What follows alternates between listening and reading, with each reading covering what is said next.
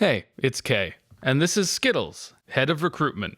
In the first few minutes of Ari Aster's 2019 film Midsommar, we're introduced to Danny, our protagonist. The first two things we learn about Danny are that her boyfriend is kind of a shit, and that as far as we know, her entire family is now dead, following her sister's murder-suicide, which took her parents' lives as well. With a crumbling relationship and no indication of any other friends or relatives, Danny begins this story profoundly alone.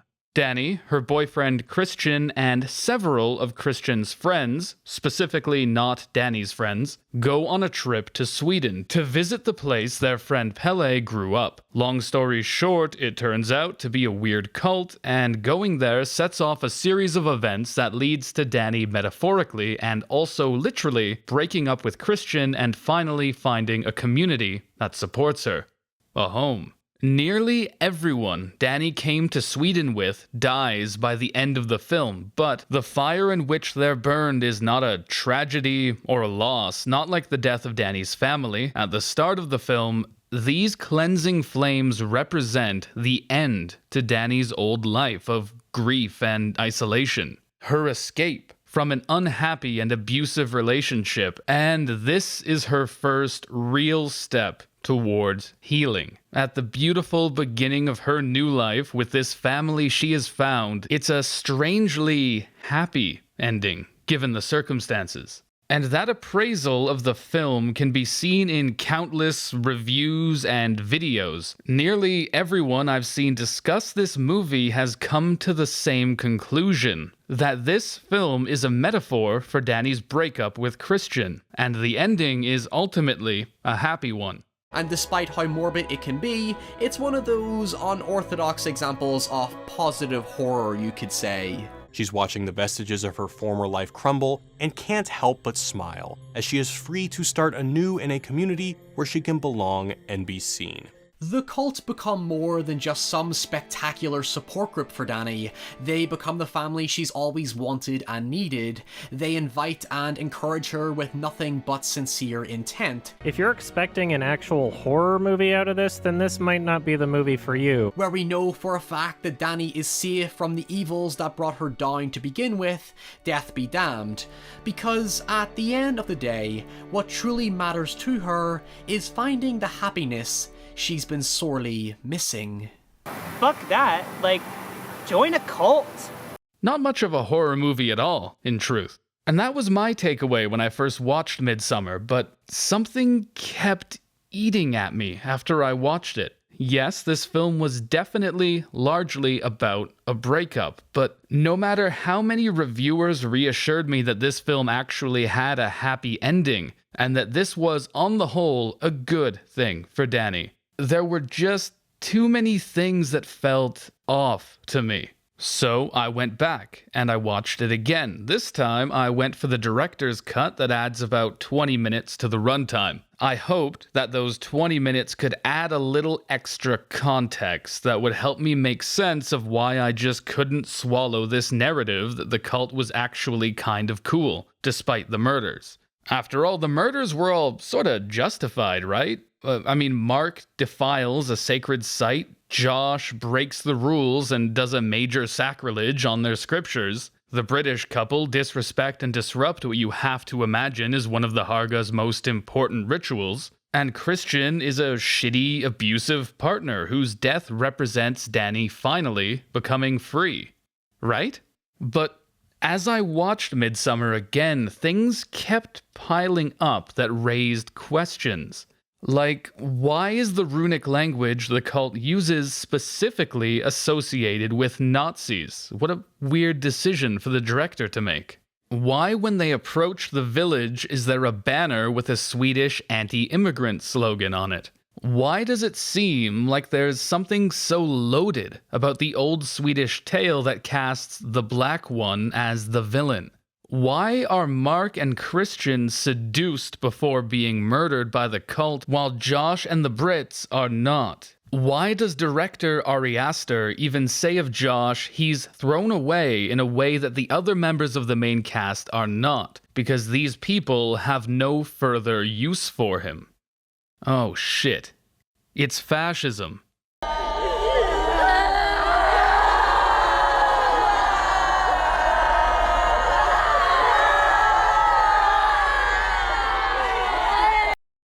It's there, simmering beneath the surface for the entire movie while never being directly addressed, but the Harga are a white supremacist's wet dream. A reclusive, ethnically homogenous group in which roles are heavily gender segregated and breeding is closely regulated by the elders. You can't even have a child without permission, ensuring no undesirable genetics find their way into the mix. They even go so far as to allow cousins to reproduce, whatever it takes to keep it white.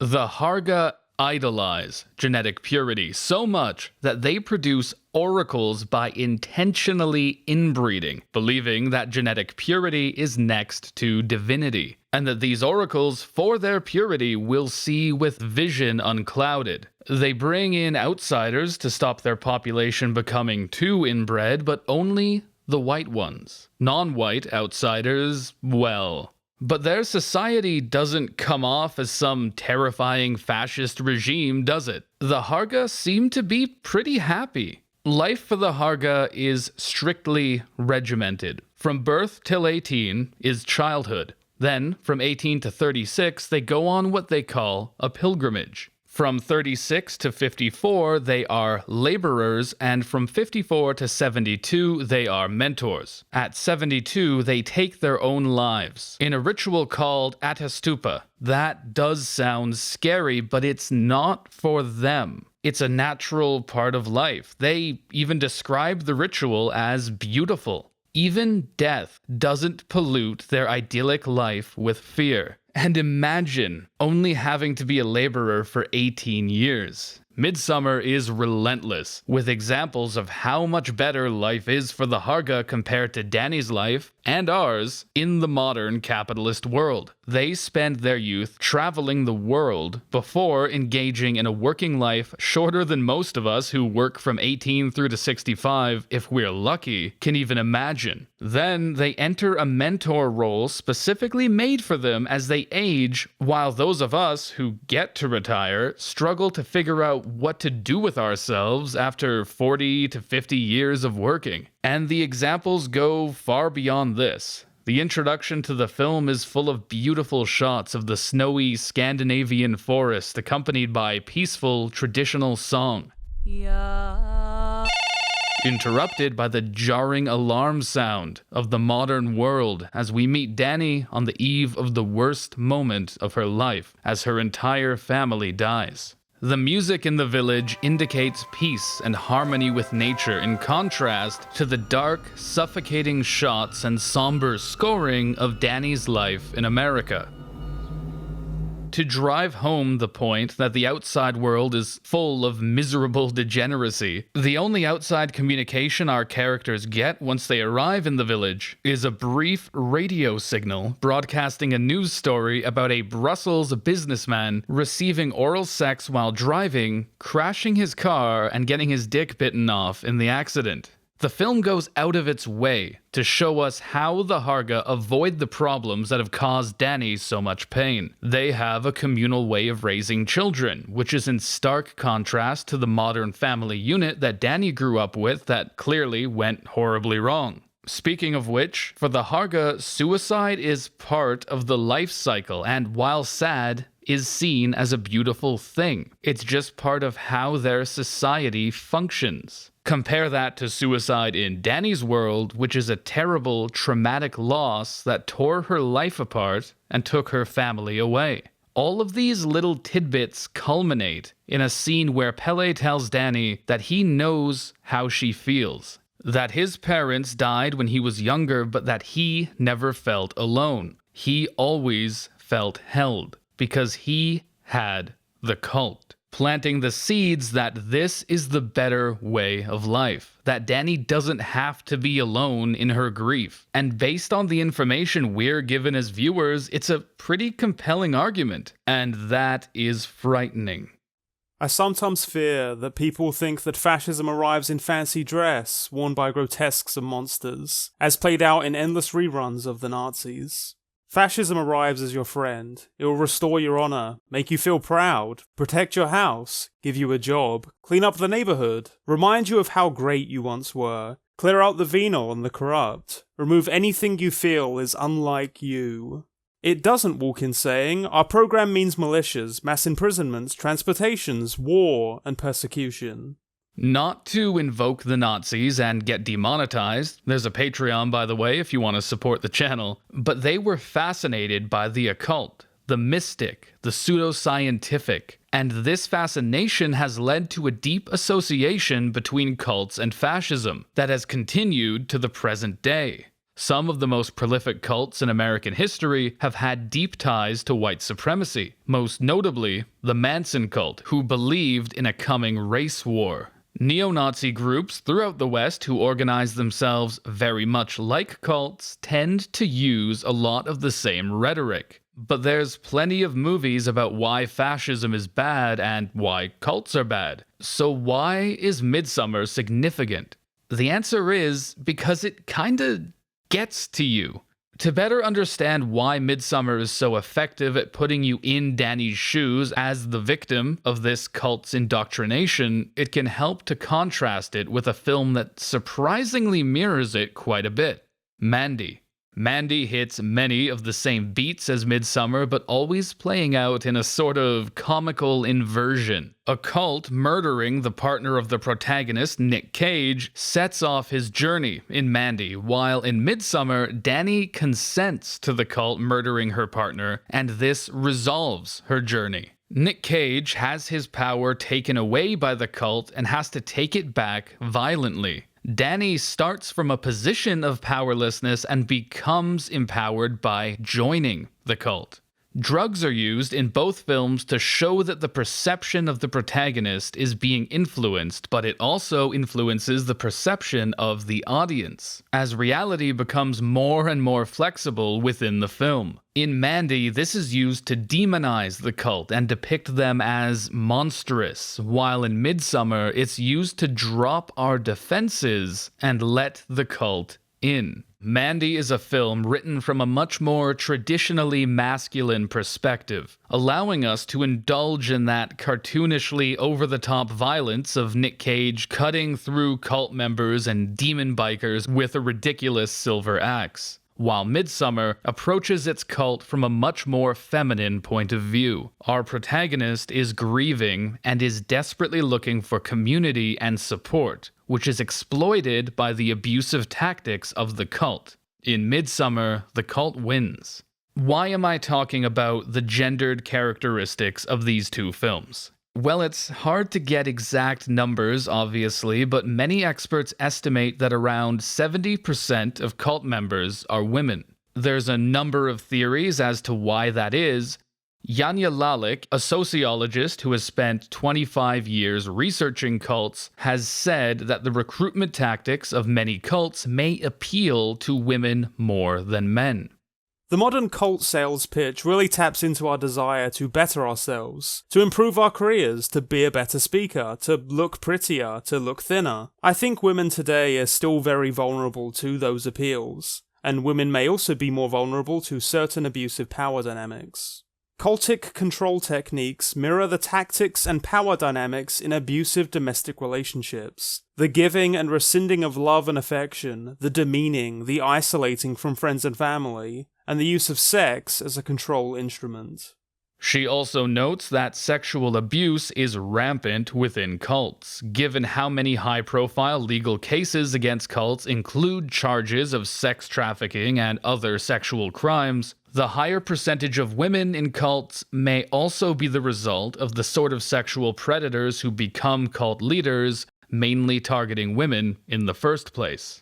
By telling stories about cults from a more feminine perspective, therefore, you are more likely to be engaging with a cult from the point of view of one of its victims. So while Mandy takes us on a psychedelic rock, Evil Dead odyssey of vengeance, Midsommar grooms us, like the cult grooms Danny. It shows us not only that fascism operates like a cult, but just how effective it can be. Dani is at her lowest point in life, and the cult is there for her. The cult gives her support. The cult gives her community and acceptance. And it takes the viewer on this journey so effectively that most people who saw it seem to have seen this as a happy ending. So effective is Midsommar at putting us into the mindset of this victim of cult indoctrination that by the end we're not even aware of the incredible danger that Dani is in. Mandy and Midsommar both end on an unsettling shot of our protagonist smiling, and both of them are in danger. Nick Cage has clearly lost his mind to the trauma, the violence, and the super acid. It's unlikely he gets much further before dying in a shootout with the cops. It's not like he can go just be in normal society again. His life is over. But Dani is no safer. The cult has killed everyone else she knows. She's completely cut off from the outside world. And as we've established, the white Americans are all being used to bring in new genetics, with or without their consent. Nothing good awaits Dani after the credits roll. Midsommar brilliantly uses tropes of the horror genre to sort of blind the viewer to how dangerous the cult really is. I mentioned earlier that everyone who the cult kills has done something to, quote, deserve it, because that's how the horror genre works. People do something wrong, and it's not necessarily something we would actually think should be punishable by gruesome death, but they give in to a flaw or fail their character arc. And the slasher or the monster or whatever is their comeuppance. We expect it, so it allows us to look past all the murders to genuinely see the cult as kind of nice. The horror of Midsommar is not the gory murders or the freaky guy in the skin suit. It's the fact that by the end of it, even people who disagree completely with fascism find themselves hooked by the cult. Can you honestly say you'll never be in such deep grief that you'll take any helping hand, no matter whose hand it is? Can you honestly say you'll never be vulnerable enough to find refuge even in something despicable? The true horror of Midsommar is that it shows us that given the right circumstances, nobody is immune to the manipulation of some of the ugliest ideas in human society. Not even you. People do not fall into the hands of cults due to some moral failing or intellectual feebleness. They do it because their material conditions leave them so isolated, so alone in their struggles, and alienated from the people around them that they will take any offer of community and support that's given to them. The only way we stop shit like this is by building communities based on meeting each other's needs. And that includes social needs. You can't educate or berate people into not joining cults. You can only change the material conditions that push people into them. And if we can't be there for each other when we're alone, angry, and in need of guidance, the cult will be. But if you always felt held, what could a cult ever offer you?